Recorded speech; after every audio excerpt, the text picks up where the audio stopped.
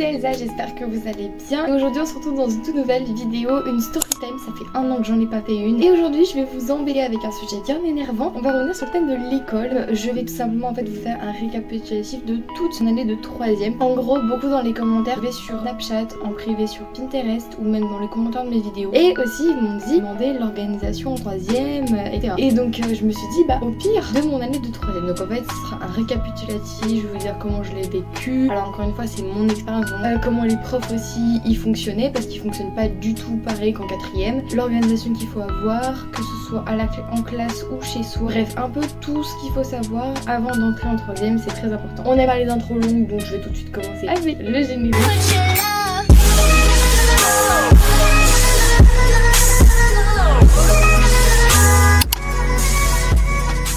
On va commencer la vidéo par l'organisation chez soi. L'organisation chez soi, elle est ultra importante. Donc pour tous ceux qui en 4ème n'ont eu aucune organisation, bonne chance à vous parce que c'est vraiment pas facile.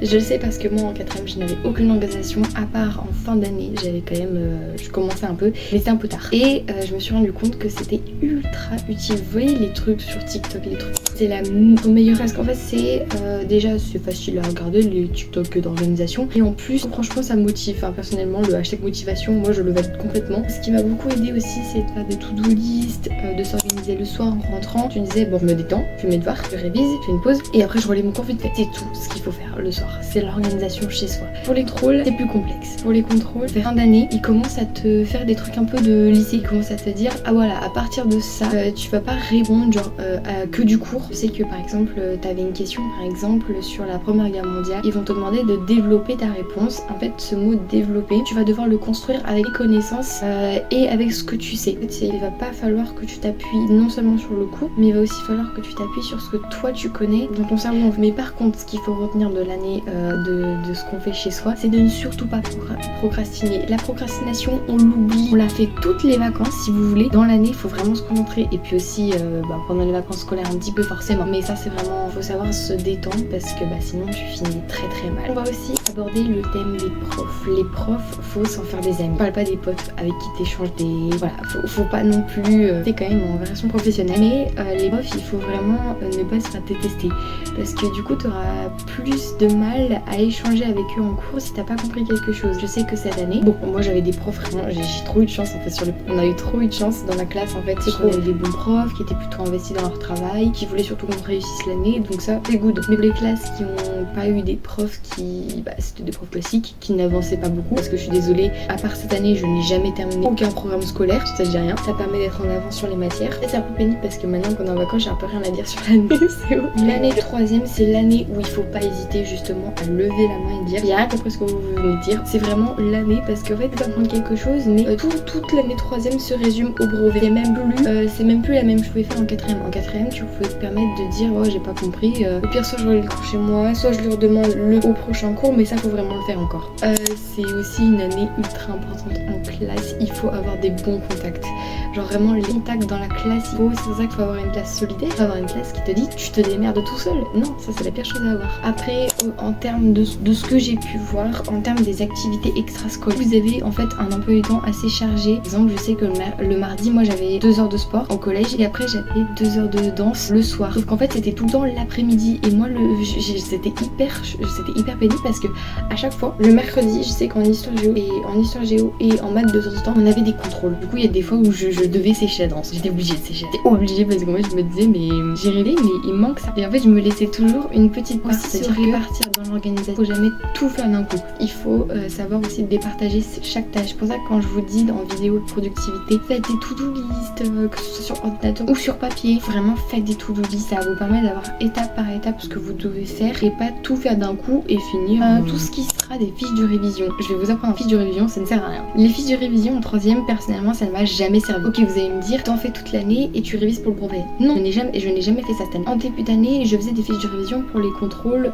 pour les petits contrôles de révision parce qu'au cas où. Et vers 2ème trimestre et 3ème trimestre, j'ai complètement arrêté. Je vous explique. En fait, je me suis rendu compte que je passais beaucoup de temps sur les fiches de révision, beaucoup sur le thème de la beauté de la fiche de révision parce que je suis désolée, ça c'est trop beau. Mais le problème, c'est que t'as pas forcément le temps de penser à ce genre de choses parce que le problème programme il avance, t'as d'autres choses à faire, t'as pas envie de passer ta soirée à réviser, à faire d'autres choses, donc forcément t'es obligé d'avancer. Donc dans ce thème là, ce que je vous recommande de faire, c'est de prendre vos notes vous-même. J'avais déjà dit dans une ancienne vidéo, il me semble, c'était qu'en fait pendant que vous étudiez le cours, les profs en fait souvent ils vont vous dicter. La plupart du temps ils vous dictent, c'est rare qu'ils écrivent je trouve. Ils vont vous encourager justement à prendre des notes et ça c'est top, pépite. Par contre bien les prendre les prises de notes parce que si tu quittes le cours, que t'as pas de notes, que t'es obligé de prendre les notes de ton voisin, c'est moins évident déjà. Donc ce que je vous conseille de faire, c'est que pendant que le prof il dicte, vous écrivez quasiment les mêmes mots que lui, mais vous modifiez un peu à votre sauce. Si on vous fait un cours sur l'Union Européenne que vous aurez du coup en fin d'année, et bien en fait vous pouvez petit à petit modifier certaines informations. En fait ce que vous faites, c'est que vous faites directement votre fiche de révision dans votre cours. Et après votre cours vous le décorez comme vous voulez, ça c'est votre affaire.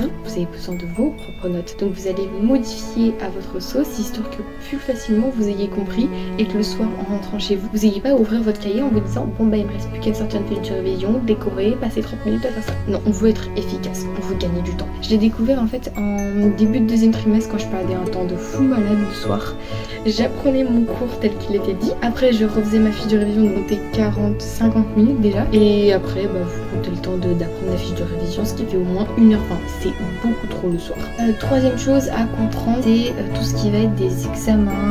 Je sais que la troisième, il me semble qu'on a dépassé les 1000 je crois. Hein. Les 1000, on les a dépassés. En fait, j'ai une pote qui s'est amusée à faire des croix à chaque fois qu'on disait le mot brevet. Le mot brevet, que ce soit oral, brevet blanc, brevet, genre vraiment le vrai brevet. Tombé, il y a les résultats aujourd'hui dans 30 minutes. Au niveau du brevet, les profs ils vont beaucoup vous répéter oui tout pour le brevet, demande ça pour le brevet, pour brevet. Vous pouvez vite fait en avoir marre et vite fait vous dire ok le brevet en fin d'année je l'ai pas, c'est foutu, je l'ai pas. On se l'est tous dit, même si nous cette année c'est la dernière année où il laissait passer même si on l'avait pas. Vous les 2010 vous n'avez pas cette chance là, donc profitez des conseils. Ce qu'il faut faire en fait c'est vous dire le brevet il faut que je le garde en tête, mais il faut pas non plus que je me mette une pression de taré. Évident, vous allez me dire t'es gonflé de dire ça, tu viens de le passer, toi t'es soulagé, tu l'as passé, tu passes quand même au lycée. Ok, je vous l'accorde celle-là. Beaucoup qui ont très mal fini cette année, pas forcément dans ma classe mais ni dans mon collège, qui ont très mal fini à cause de ça, qui ont fini avec de dépression. Donc c'est vraiment pour vous dire le brevet c'est un premier examen, ça va forcément vous stresser, c'est obligé, sinon ça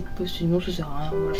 Mais il faut savoir aussi faire la part des choses. Comme je vous ai dit tout à l'heure, il faut savoir faire la part des choses entre ce qui est urgent et ce qui n'est pas urgent. Pendant toute l'année, vous n'allez pas passer vous allez sûrement avoir des brevets blancs, mais les brevets blancs encore une fois, et ça je parle en étant une personne qui est ressortie des épreuves de brevet blanc en pleurant. Le brevet blanc c'est, vous devez un peu le voir comme une préparation en fait, c'est vraiment une préparation très efficace d'ailleurs parce que ça peut vous faire vite fait peur si vous paniquez au milieu d'un sujet. C'est le premier entraînement, vous n'êtes pas forcément à l'aise, vous n'êtes pas forcément bien préparé, c'est pas forcément évident de réussir. Ceux qui ont réussi d'ailleurs, chapeau, moi je l'ai loupé mon brevet blanc. Ce que je disais, le brevet blanc c'est une préparation. Que vous l'ayez réussi ou pas, dans tous les cas, vous n'avez pas réussi, vous aurez votre brevet. Pourquoi?